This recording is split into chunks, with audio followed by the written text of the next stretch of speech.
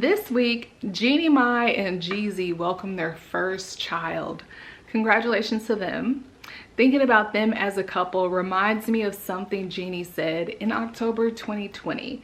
She said she was planning to be submissive in her upcoming marriage to Jeezy. Check it out. So I'm gonna say right here that I, Jeannie Mai, going into my marriage, I want to submit to my man. Let me explain. But what I've really learned in my life for my definition of marriage, I'm not saying what I want works for everybody. I'm saying for me, right. I'm a very dominant woman. I own my business. I lead my teams. I played my own manager, my own publicist, my own lawyer when I didn't have money to have those people. So I make the decisions in my life. When I come home, I like the idea that my man leads us. Now, there was a lot of pushback to what she said because in our culture today, it's not very popular to be submissive. But at the same time, in religious culture, it is very popular to be submissive because that's a part of Christianity, actually a part of a lot of religions. So there was some interesting conversation going on. Someone on my Facebook posted about this and I gave my response. I said, I agree. I identify with where she's coming from. She wants to be submissive in the relationship because she's had to be so dominant throughout her life, and her mom was dominant. She makes a lot of decisions for herself. She started a business, and now she wants to have a relationship where she doesn't have to play that role. I completely understood because I grew up without an active father figure. I often was a parent in my relationship with my mom, and I have been dominant and assertive in my adulthood leading up to getting married. So when I wanted to be submissive when I got married because I wanted somebody to take that role from me. I did that. I've been married for 7 years. At the time that this statement came out, I was approaching 6 years of marriage. And while I completely identified with what Jeannie was saying, that conversation started the process of me realizing that being submissive was actually not right for our relationship. So in this video, I'm going to talk about why I decided to stop being submissive, and I'm going to give some advice to single ladies who feel they may want to be submissive. I think there's something that you need to know about that. But first, I'm Brianna. I've been making content about popular topics and hoping to provide a new perspective and to expand thoughts. I want to start off by saying, because people don't always watch my whole video, I want to start off by saying everybody needs to do what's right for them.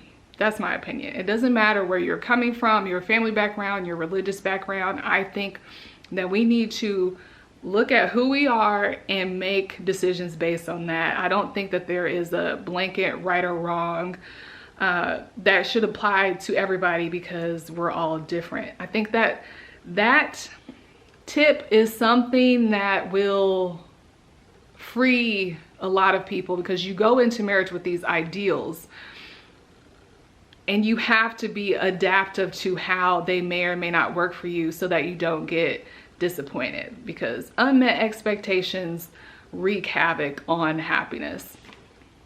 I am also speaking to people who feel that according to their religion or being a Christian, they need to be submissive. I understand that, and if that's you and you feel like it doesn't really matter what your personality is, I get that. That's great. If you feel that there is some wiggle room for you, I do encourage you to determine what's best for you in your relationship. Now, the other disclaimer I need to make is that I love, honor, and respect my husband. I have so much gratitude for him, for his commitment to this relationship, and I'm very proud of him for the progress we've made in the last few years and the personal growth he's made in the last year. So I'm saying that in spite of what I'm about to say. I don't want anybody to think that I don't respect my husband or I'm unhappy or I'm blasting him. I'm just being upfront about the fact that we have challenges in marriages because everyone has challenges in marriages. So I don't feel like it's necessary to pretend that I don't. And I do. And you're about to hear about a couple of those challenges. So why I'm no longer submissive. Submission to me is giving my husband the final word, deferring to him on all significant decisions, and often yielding my will for his will, even if they're kind of equal. Instead of going to bat for what I want, I'm more inclined to just yield to what he wants. That's what submissiveness was to me. I grew up in church. I grew up having it ingrained in me that a wife is to be submissive. Also in Black culture, I think it is very popular to be submissive, as well as it's popular to be an independent woman. So those are two opposites, but I think they're both very present. My husband, on the other hand, did not grow up with this example or expectation that a wife would be submissive. He became a Christian in college. He had a couple years in college ministry, and then he went back out into the wild and he picked up his growth in his relationship with God once we started dating. And you know, I wanted to date a different Christian guy, but at the end of the day, I had to recognize I wasn't really a different Christian girl. Despite that, he did grow in his relationship with God, led by him, like that was him taking initiative, and we sought to have a God-centered relationship or a marriage. But he still didn't have those examples to have this expectation that I had. So I found that throughout our marriage, also the first 4 years of our marriage was military. So I feel like the military introduced a lot of hardship into our relationship that we otherwise would not have had. And that's where a lot of this is coming from. So the first year was fine, everything worked out. The second year is when it stopped working for me. Like what I was giving, I wasn't really getting back. What I think people don't really realize or expect or talk about is that submission or submissiveness. Submission is a two-way street. Me being submissive to my husband is a gift. And in exchange, I expect him to protect me. I expect him to lead me. I expect him to honor me and nurture me. And my husband just really didn't do that. So I found myself after 4 years in the military where my will is automatically put on the back burner as a military spouse. I found myself feeling disenfranchised by that. And then in our relationship, constantly giving him the lead and letting him have his way, I felt resentful. I felt like I was giving so much and getting very little. And that was a theme for me in my relationship. I was very resentful. Once we got out of the military, it wasn't as bad because we didn't have the military adding that extra layer, but it was challenging. It was challenging for me. I still had this feeling of it not being equal or me not getting what I was giving. So when Jeannie Mai made the statement, I had some conversations with people, and then I started thinking like, I don't really feel like this is working for me. I really started to recognize that I wasn't really getting what I thought I was supposed to be getting from being submissive. Then I had to buy a refrigerator. We bought a house in November 2020. Before we moved in, I had to buy a refrigerator. My husband told me not to spend more than, I think, $1,200. So I went out with the goal of trying to find the best deal. I personally never had a double door refrigerator, and that was one of the things that I wanted, like something that would make me feel like I have come up. But for $1,200, you're really only going to get a basic, traditional top freezer refrigerator. So while I'm out, I just realized that wasn't gonna happen. I even went to the store where refrigerators are damaged, and I still wasn't gonna do better than like $1,600. So I went ahead and got the refrigerator that I felt best suited mine and my family's needs and our budget for the next 10 years. My husband gets home from work. He wanted to know which refrigerator I got. I sent him the link. He came to me and said, "You spent $1,700 on a refrigerator." I said, "Yes." And I actually had spent like almost $1,900 because of tax and stuff. And he didn't talk to me for the rest of the night. And I accepted that because I felt like I made the best choice, and I was just going to deal with him being unhappy with that. What I learned from that situation is I've been giving away my agency to someone who is not willing to research refrigerators before telling me how much they should cost. We didn't need to just spend $1,200. We could afford to spend $2,000 on a refrigerator. He just didn't feel like it was worth it, but he did no research. And that's what I've been doing a lot in my relationship, giving him the leeway on stuff that he wasn't then honoring me with by doing the research and giving me thoughtful and informed leadership. And at that point, I realized I was no longer going to participate in this dynamic where he gets to make the decisions when I didn't feel like he was honoring me in the decision-making process. So that means now I make decisions and I tell him what's going to happen. The next decision I made was that I was taking the pacifier away from our son, and I just texted him and said, I took the pacifiers today, gave Brooks a dinosaur. This is where we are. Now, on the other hand, this New Year's, he said, we're on January 3rd, we are implementing this discipline plan, read this book by this time. And I did it because we are in a groove where I handle what's in my lane, he handles what's in his lane, and we work together. And there is no, like, we submit to each other instead of just me always deferring to him and asking him for a say in stuff that he doesn't have really an educated opinion on. Of course, I'm still going to be respectful and care about his opinion or discuss things with him, but sometimes I make the decision and it's working just fine. Since I purchased a refrigerator, nothing has changed in our relationship. The dynamic of our relationship has not suffered because my husband never wanted a submissive dominant relationship. I had to come to terms with that. That's what I wanted, but he didn't want that, nor did I attract the person who would provide that. Which brings me to my word of advice for single women.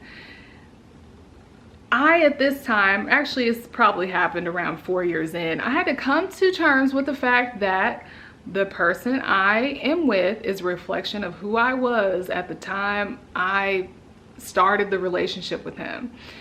That means that I did not attract a person that is going to be the dominant in a submissive dominant relationship, because as a person with a dominant personality, the counter to that is someone with a more laid back, permissive personality.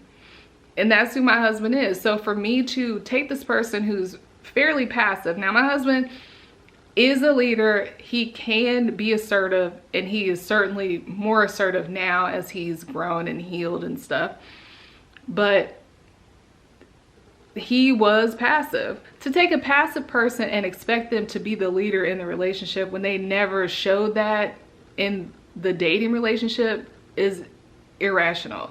And that's what a lot of people do. You want a dominant, submissive relationship, but you've been taking care of yourself for a decade since you've been an adult, and you've got a business and you've got a home and all this stuff. But the person that you would naturally attract would not fit that dynamic. It's important to recognize that, because I think that's why some of us are staying single, because we attract maybe even a good guy, but what we expect from the relationship just cannot be met by that particular guy. My advice, and when I think about it now, I'm like, okay, so this is what I wanted. I wanted this type of relationship to heal me from not having a dad. Basically, I wanted a dad. And now that I'm more healed, more self-aware, I have moments where I'm like, I want a dad, or this makes me feel like I have a dad. There have been times when I've sat and thought about how could I have gotten the dynamic and the things in my relationship that I feel like I need based on my history. I think first and foremost, if your issue is that you didn't have a dad or you didn't have parents or something, it's important to grieve the loss of that, because it is a loss. You are an adult now. You're not going to be able to go back and have those experiences. And it's important to grieve that and let it go. And hopefully that will open up some space for you to have a different experience in life instead of trying to capture something that you missed.